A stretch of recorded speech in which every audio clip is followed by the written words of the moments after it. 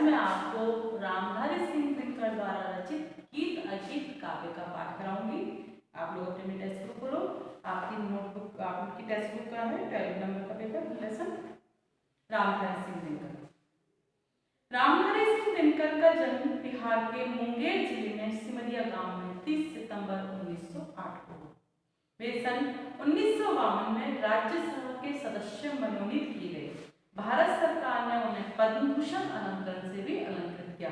दिनकर जी को संस्कृति के 4 अध्याय, पुस्तक पर साहित्य अकादमी पुरस्कार मिला। अपनी काव्य कृति उर्वशी के लिए उन्हें ज्ञानपीठ पुरस्कार से सम्मानित किया गया। दिनकर की प्रमुख कृति हुंकार, कुरुक्षेत्र, रश्मिरथी, परशुराम की प्रतीक्षा, उर्वशी और संस्कृति के 4 अध्याय। दिनकर ओज के कवि माने जाते हैं। इनकी भाषा अत्यंत प्रभावपूर्ण, ओजस्वी, सरल है। दिनकर की सबसे बड़ी विशेषता है अपने देश और युग के प्रति जागरूकता या सजगता। दिनकर में विचार और संवेदना का सुंदर समन्वय दिखाई देता है। उनकी कुछ कृतियों में प्रेम और सौंदर्य का भी चित्रण है। प्रस्तुत कविता गीत अगीत में प्रकृति के सौंदर्य के अतिरिक्त जीव जंतुओं के ममत्व, मानवीयता और प्रेम भाव को सजीव चित्रण किया है।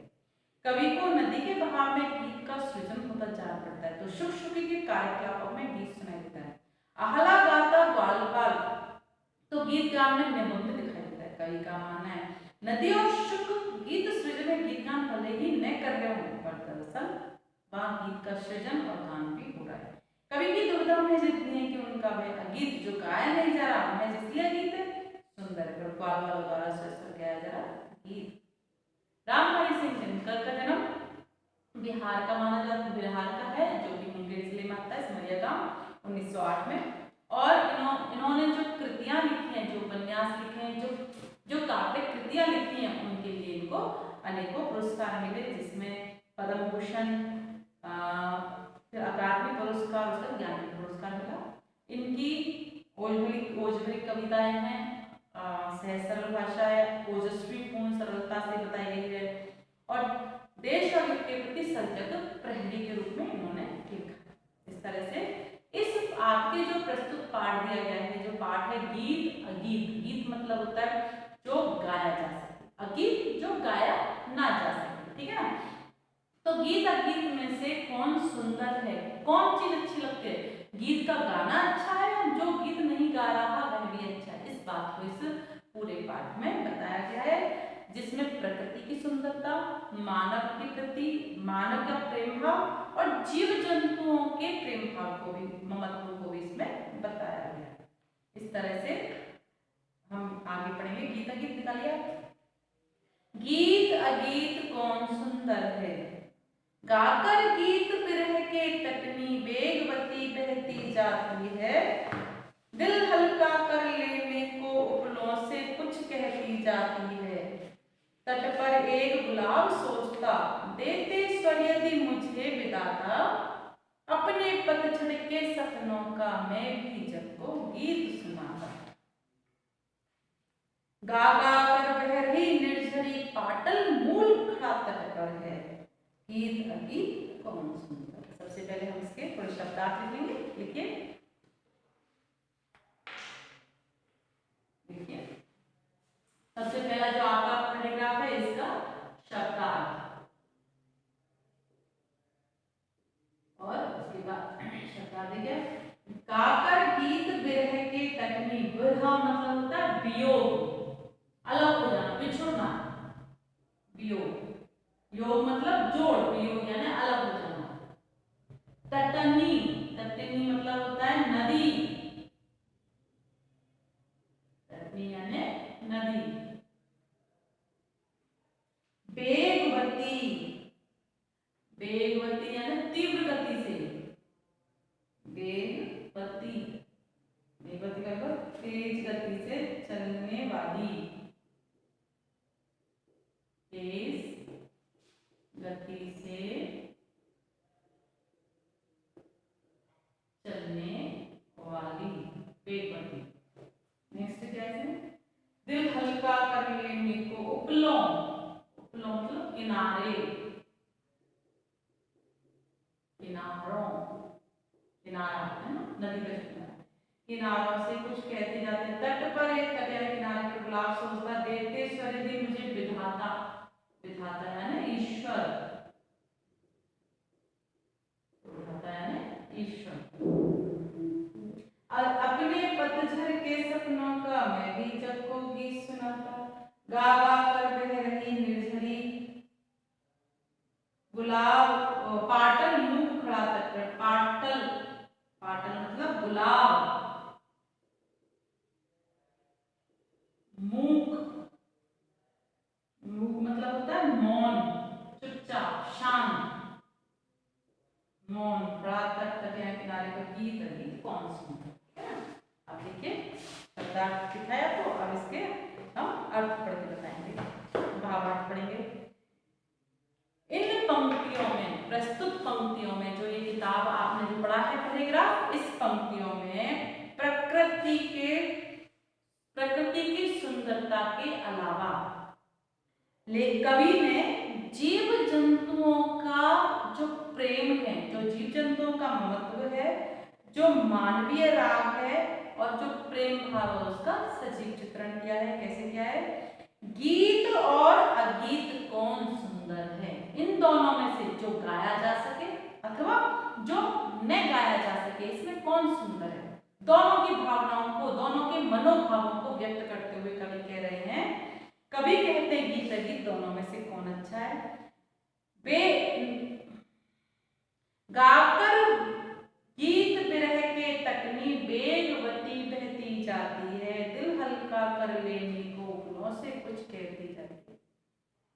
नदी, जब नदी पहाड़ों से उतरती है, नदी कहां से उतरती है? पहाड़ों से उतरती है ना।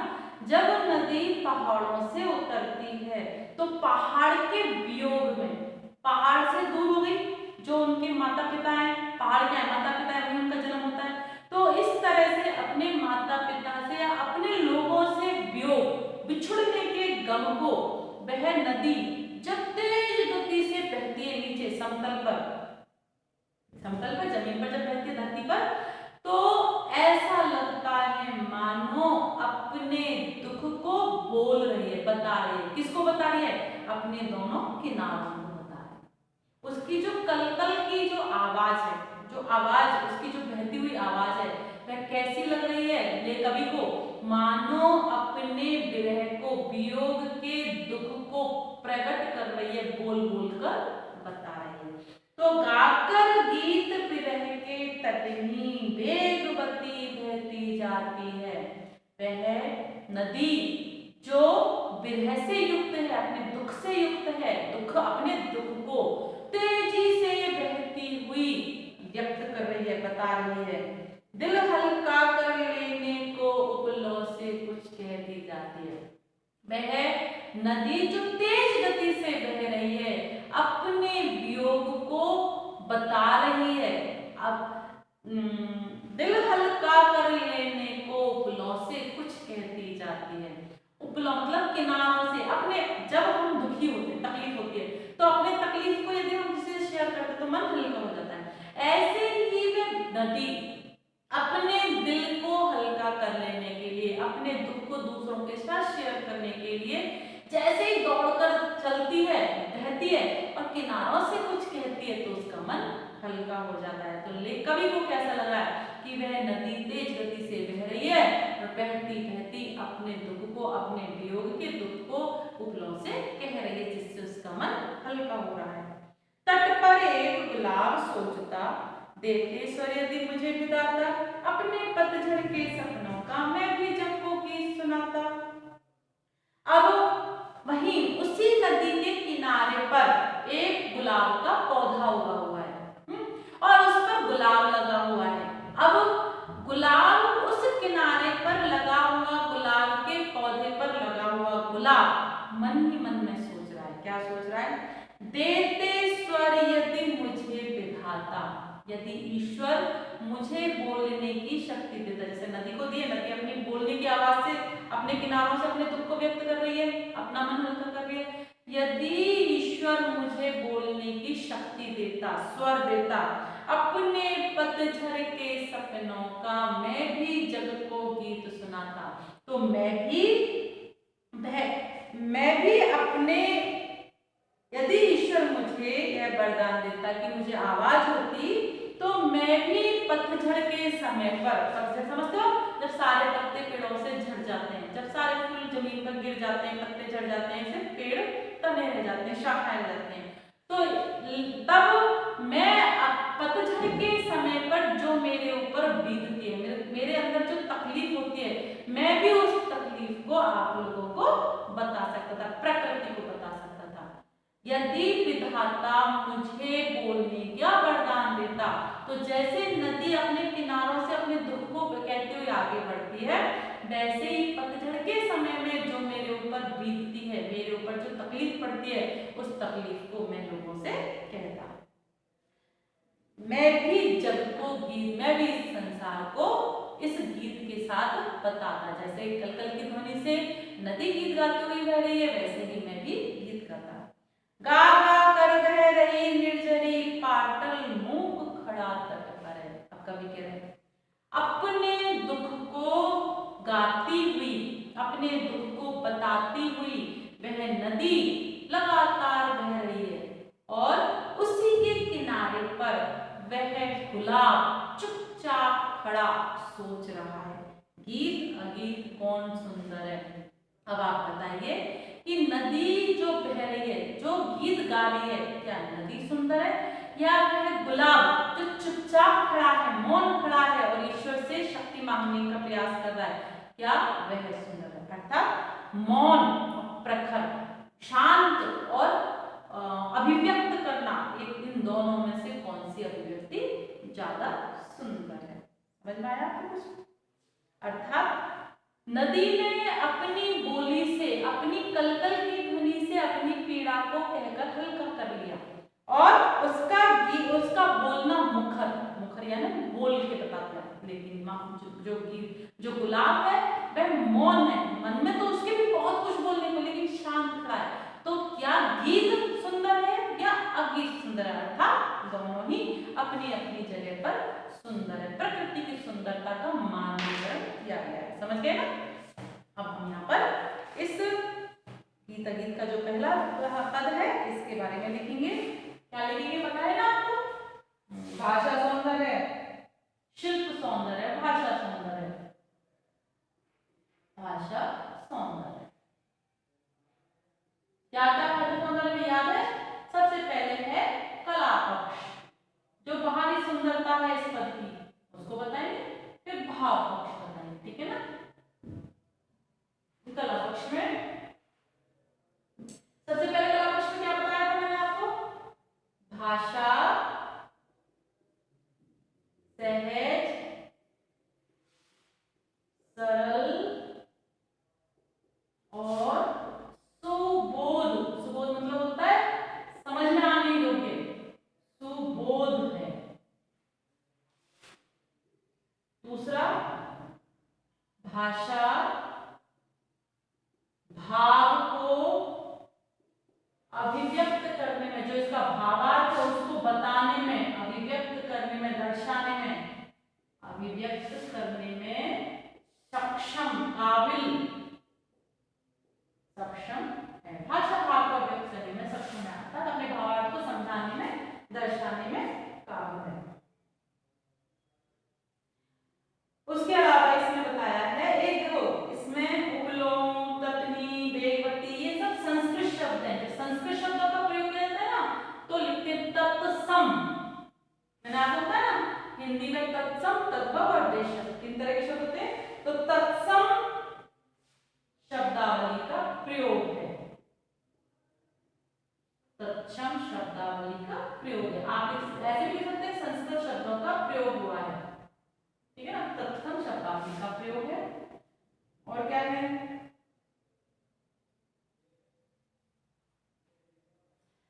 खड़ी बोली का प्रयोग है।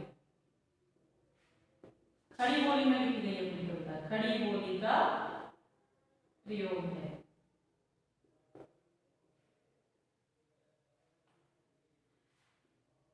भाषा में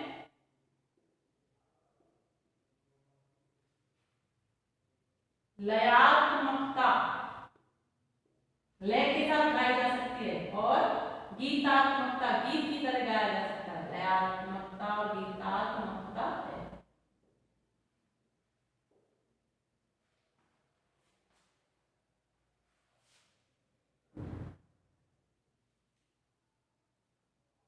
मानवीयकरण अलंकार का प्रयोग किया जाए।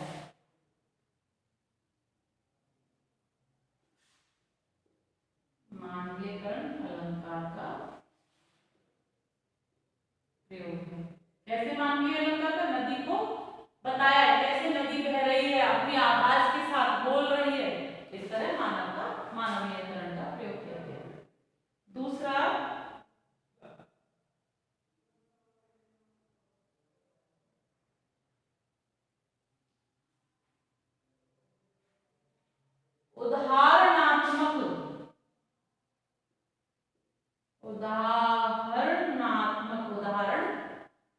उदाहरणात्मक शैली का, मेथड का प्रयोग किया गया है। उदाहरण के साथ अपनी बात को कवि ने बताया है, प्रयोग उदाहरणात्मक शैली का प्रयोग। नेक्स्ट देखिए आप इसमें गीत, अगीत, गाकर, गीत, अनेक शब्द हैं, गाकर, गीत, गे की पुनरावृत्ति के कारण यहाँ पूरे में काफी कुछ में, जैसे गीत, अगीत, गाकर, गीत, दिल, हल्का, ले ले, इस तरह से यहाँ पर कौन सा अलंकार है? और देख लो इधर, एक और लिख लो, दिल हल्का, तो ले ले, ठीक है। इसके कारण इसमें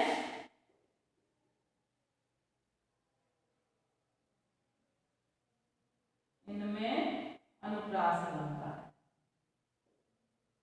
अनुप्रास अलंकार क्यों है? क्योंकि वर्णों की आवृत्ति है, इनमें अनुप्रास अलंकार है। इसमें अनुप्रास अलंकार है, इनमें अनुप्रास अलंकार। अब शिल्प सौंदर्य, सौंदर्य नहीं, भाषा सौंदर्य हो गया, कला पक्ष हो गया, भाव पक्ष। इसकी भाव क्या बताया गया, क्या मतलब लेखक कवि ने पहुंचाया है? तो देखो, प्राकृतिक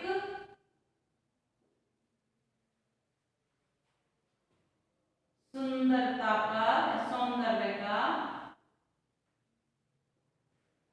जीवंत दर्शन है। प्राकृतिक सुंदरता का जीवंत दर्शन है।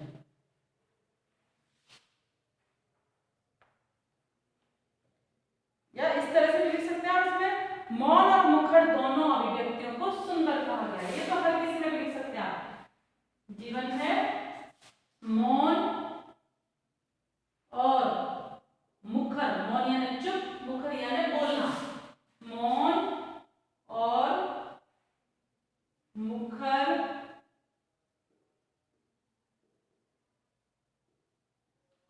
मौन और मुखर अभिव्यक्ति दोनों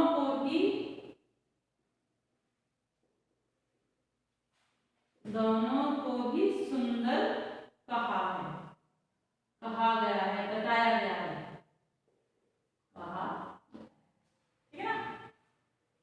अब दूसरा निकालिए। बैठा शुक उस घनी डाल पर, जो खोते पर छाया देती, पंख फुला नीचे खोते में, शुकी बैठ अंडे है सेती। गाता शुक जब किरण बसंती, छूती अंग पर्ण से छनकर, किंतु शुकी के गीत उमड़कर रह जाते स्नेह में सनकर। गूंज रहा शुक का स्वर वन में, फूला मग्न शुकी का पर है, गीत अगीत कौन सुंदर है। अब इसमें अब प्रकृति को बताया, अब जीव जंतुओं के माध्यम से मौन और मुखर की अभिव्यक्ति को व्यक्त किया है लेखक ने, ठीक है ना। प्रैक्टिकल को बताया गया। तो पहले आप शब्दार्थ लिख लो।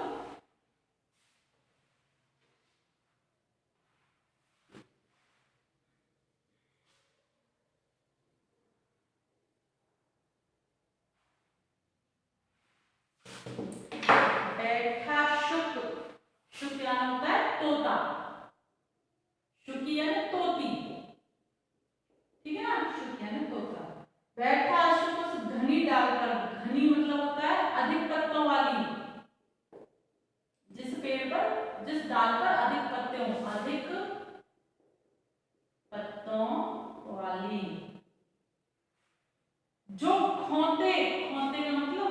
घोंसला, खोते, खोते का मतलब होता है घोंसला, छाया देती, पंख फुला नीचे खोते में शुकी, शुकी मादा तोता बोल लो या तोती भी बोलते हैं, दोनों चीज चलते हैं, मादा तोता या तोती भी बोलते हैं, तोती। बैठ अंडे है सेती, सेती है ना सेकना, सेती सेकना। गाता शुक जब किरण बंधती, छूती अंग पर्ण से छनकर, पर्ण, पर्ण मतलब पत्ता, किंतु शुकी के गीत उमड़कर रह जाते स्नेह। अब यहाँ पर स्नेह मतलब होगा, स्नेह है ना, स्नेह, स्नेह मतलब प्रेम और वात्सल्य, प्रेम और वात्सल्य, ममता, प्रेम। सनकर यानी डूबकर,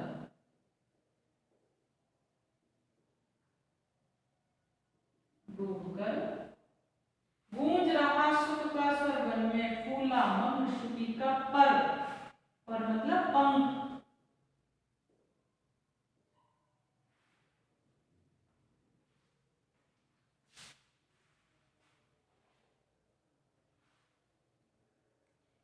इस पैराग्राफ में, इस पद्यांश में कवि ने मौन और प्रकटीकरण, जो कि हमने पहले देखा मौन और मुखर, वही प्रकटीकरण, प्रकट करना, मौन है ना शांत रहना, मौन और प्रकटीकरण के अंतर को व्यक्त करते हुए कहा है किसके बारे में, तोता और तोती, जो तोता और मादा तोता है उसके व्यवहार को सामने रखते हुए हमें बताया है कि बैठा शुक उस घनी डाल पर जो खोते पर छाया थी।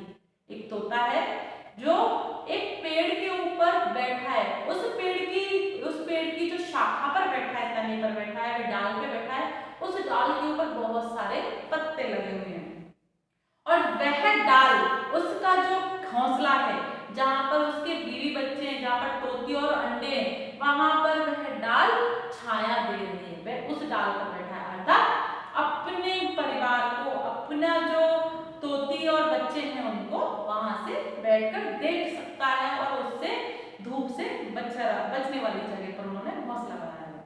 पंख फुला नीचे खोते में, शुकी बैठ अंडे सेती है, शुक पत्ते की डाली पर बैठा है और शुकी अपने घोंसले में बैठी है और घोंसले में बैठकर अपने अंडों को, जो उसके जो अंडे हैं जिससे उनके बच्चे पैदा होंगे, उस अंडों को सेती है। जब कोई पक्षी अपने अंडों के ऊपर बैठता है ना, उसकी गर्मी से उन अंडों से बच्चे पैदा होते हैं, वो छोटे छोटे जो जीव जंतु निकलते हैं ना, वो उसी से निकलते हैं। इस तरह से सेकना मतलब बोलते हैं उसको सेकना, उसको गर्म करती है। तो इस तरह से जो माँ है, जो शुकी है, शुक तो पेड़ के ऊपर जहाँ घने पत्ते हैं, पेड़ का जो डाल है उस पर बैठा है और शुकी अपने घोंसले में अपने अंडों के ऊपर अपने पंखों को फैला कर बैठी है। ठीक है ना, समझ गए ना। गाता शुक जब किरण बसंती, छूती अंग पर्ण से छनकर, जैसे ही सुबह हुई, जैसे ही सूरज की सुनहरी किरण उस डाली पर, जहां पर तोता बैठा है, उस डाली के ऊपर से जो पत्ते हैं, उन पत्तों से सूरज की सुनहरी किरण, बसंती मतलब सुनहरी किरण आकर शुक के ऊपर, तोते के ऊपर पड़ती है, तोता खुश हो जाता है और खुश होकर गीत गाता है। समझ? गाता शुक जब किरण बसंती, छूती अंग पर्ण से छनकर, पर्ण से छनकर, पत्तों से छानकर। आप चाय छानते ना चलनी से, तो छेद होते ना छोटे छोटे, ऐसे पत्तों के बीच में गैप होता है ना, तो उन पत्तों से छनकर धूप आ रही है, सूरज की रोशनी आ रही है। कैसे सूरज की? बासंती सूरज की। कैसा? सुनहरे किरण, सुबह के उगते हुए सूरज की किरणें, धूप जब उस शुक के ऊपर, तोते के ऊपर, पेड़ों के पत्तों से छनकर आती है, वह शुक मदमस्त हो जाता है, खुश हो जाता है और गीत गाता है। किंतु शुकी के गीत उमड़कर रह जाते स्नेह में शंकर।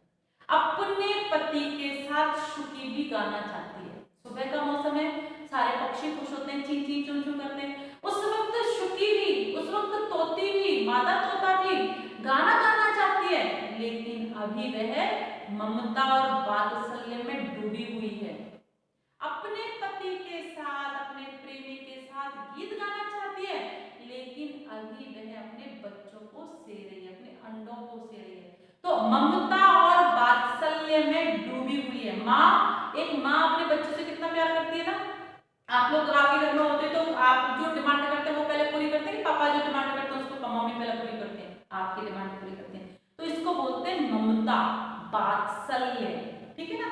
तो शुकी अपने शुक के साथ, जैसे ही सूरज की रोशनी शुक पे पड़ी, शुक ने गाना चालू किया, शुकी पे पड़ी, शुकी भी गाना गाना चाहते हैं, लेकिन ममता और वात्सल्य में डूबकर वह शांत रहती है, गाती नहीं है, वह शांत रहती है। शुकी के गीत उमड़कर आ रहे हैं, वह भी अपने पति के साथ गाना चाहती है, उसका मन भी कर रहा है, खुश है, लेकिन प्रेम और उत्साह वात्सल्य के कारण चुपचाप बैठी है। गूंज रहा सुख का स्वर वन में, फूला मग्न शुकी का पर है। अपने पति के गानों को सुनकर बहुत खुश है शुकी, लेकिन चारों तरफ उस वन में उस शुक का, तोते की जो आवाज है उसकी आवाज गूंज रही है।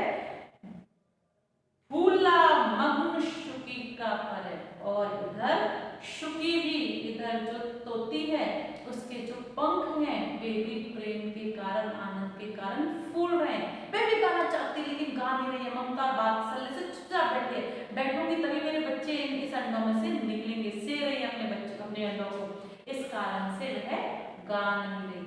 तो बताइए गीत अगीत कौन सुंदर है?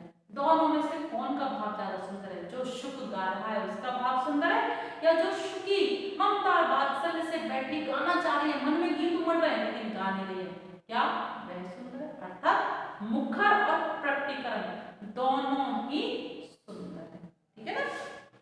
फिर से हम इसके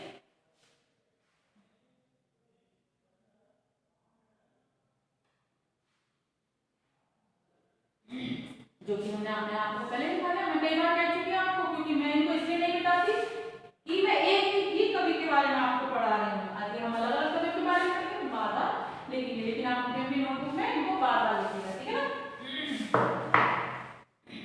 निकालिए। अब इसमें सुख का जो स्नेह है, प्रेम है, वह मुखर है, और शुकी का जो प्रेम है वह मौन है। इस तरह से गीत गीत बहुत सुंदर है, इस बात को बताया गया। अब देखिए इसमें हमने जैसे कि भाषा से ऐसा रस बोल रहा है, भाव को व्यक्त करने में सक्षम है, तत्सम शब्दावली का प्रयोग है, खड़ी बोली का प्रयोग है, भाषा में क्रियात्मक, गीतात्मक है, उदाहरणात्मक शैली है। उदाहरण दिया है ना, उदाहरणात्मक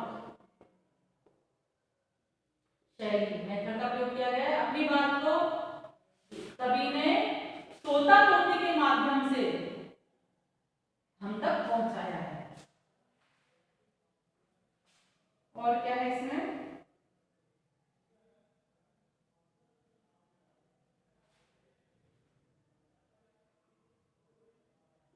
स्नेह में संकर, जैसे कि पुनरावृत्ति के कारण इसमें अनुप्रास अलंकार है।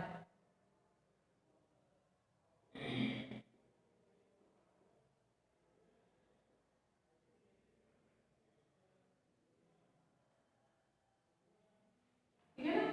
अब इसमें क्या बताया गया है?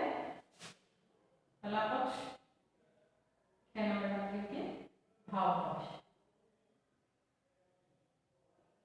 भाव पक्ष में बताया है कि कवि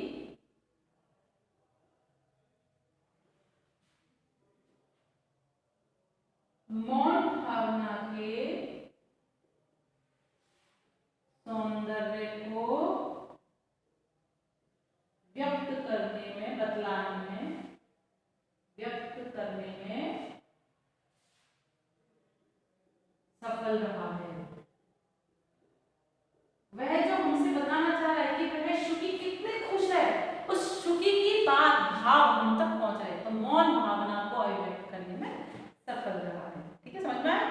थर्ड नंबर का निकालिए। दो प्रेमी है यहाँ एक जब बड़े सांझ आल्हा गाते हैं, पहला स्वर उसकी राधा को घर से यहाँ खींच लाता है, चोरी चोरी खड़ी नीम की छाया में छिपकर सुनती है, हुई ने क्यों में कड़ी गीत की विधना यों मन में घूमती है, वह गाता पर किसी बेग से फूल रहा उसका अंतर है, गीत गीत कौन सुनता। सबसे पहले शब्द लिखिए।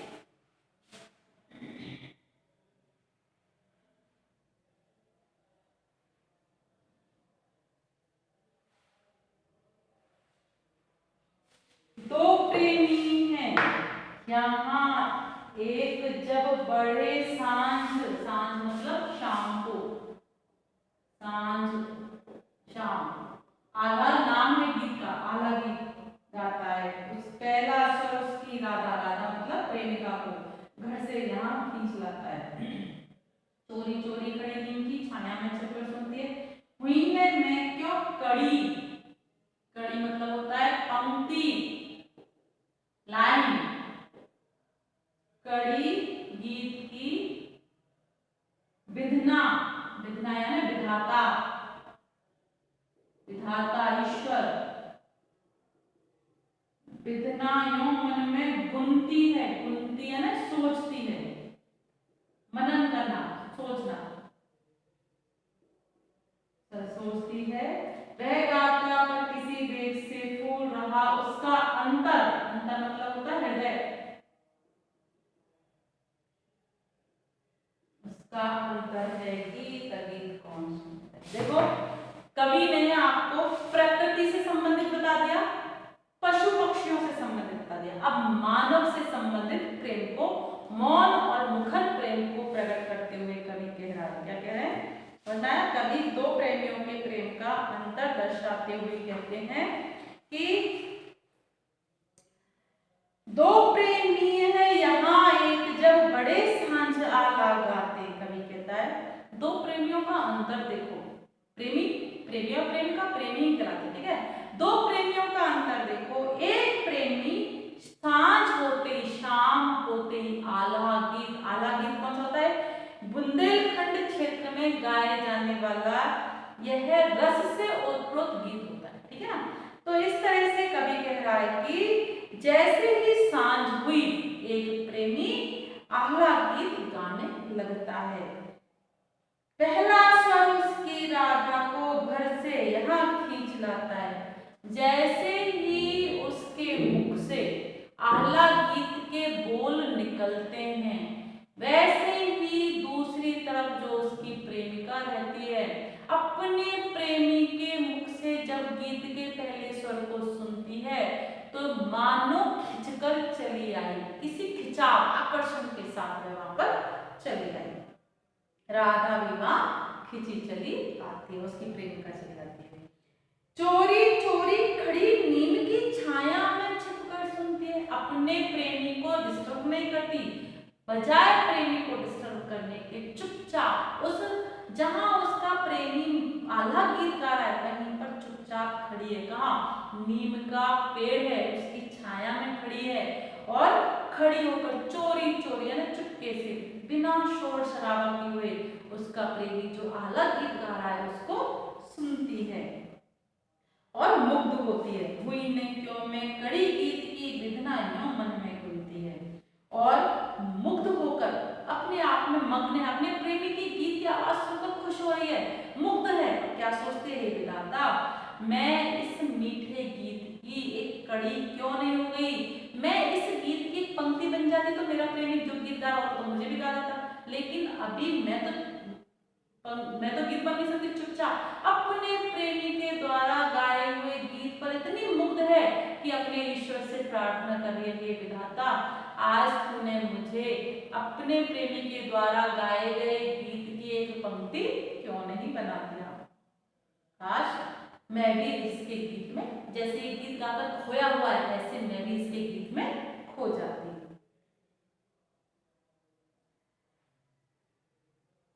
वह गाता किसी वेग से फूल रहा उसका अंतर है, वह प्रेमी अपने मग्न अपने धुन में गाता जाता है और उसकी आवाज को सुनकर, उसके गीत को सुनकर उस प्रेमिका का हृदय, उस प्रेमिका का जो अंतर है वह उसी में नाच उठता है, खुशी से झूम उठता है, वो खो जाना चाहता है। इस अंतर है, गीत और गीत कौन सुंदर है। एक का प्रेम प्रकट है, अर्थात जो प्रेमी गीत गा रहा है वह अपने प्रेम को गीत के द्वारा बता रहा है, और जो प्रेमिका है वह मौन है, और मौन होकर अपने प्रेमी के गीत को सुनकर आह्लादित है, खुश है, नाच रही है, हृदय नाच रहा है। और इस तरह से अब आप बताइए इन दोनों में से कौन अच्छा है, गीत अच्छा है या गीत अच्छा है, अर्थात दोनों ही सुंदर है। इनमें से कौन अधिक सुंदर है, अर्थात दोनों ही सुंदर है। ठीक है ना।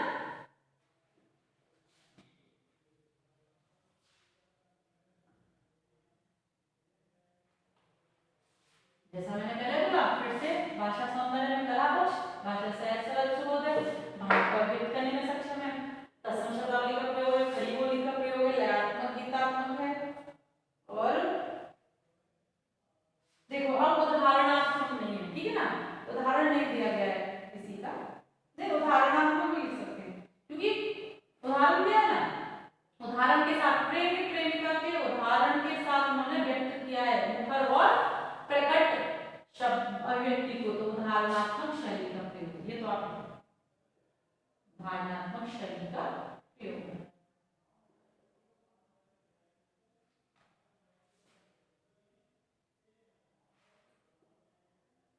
वर्णों की आवृत्ति अनुप्रास अलंकार, शब्दों की आवृत्ति योजक चिन्ह के साथ जहां होती है वहां पर पुनरुक्ति प्रकाशन अलंकार, जैसे चोरी चोरी,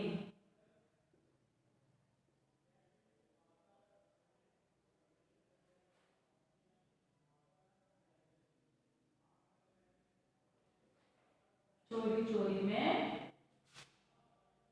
पुनरुक्ति प्रकाश अलंकार है, चोरी चोरी में पुनरुक्ति प्रकाश अलंकार है। ठीक है ना। अब भाव पक्ष देखिए इसका,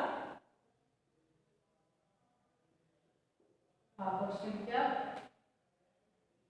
गीत व अगीत के बीच कौन अच्छा है, गीत और अगीत के बीच ममत्व, ममता, ममता से भरा हुआ मानवीय प्रेम, ममत्व, मानवीय प्रेम और प्रेम भाव, और प्रेम भाव का सजीव चित्रण किया गया है, सजीव चित्रण किया गया है। ठीक है ना।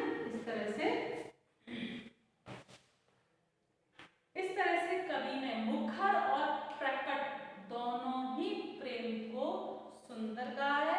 कोई अपने प्रेम को बोलकर बता देता है, कोई अपने प्रेम को नहीं बोलता, मन में रखता है, लेकिन दोनों ही एक दूसरे से प्रेम करते हैं, और इस तरह से दोनों के ही भावों को सुंदर बताया गया। आप ये सब लिख लीजिएगा, ठीक है ना।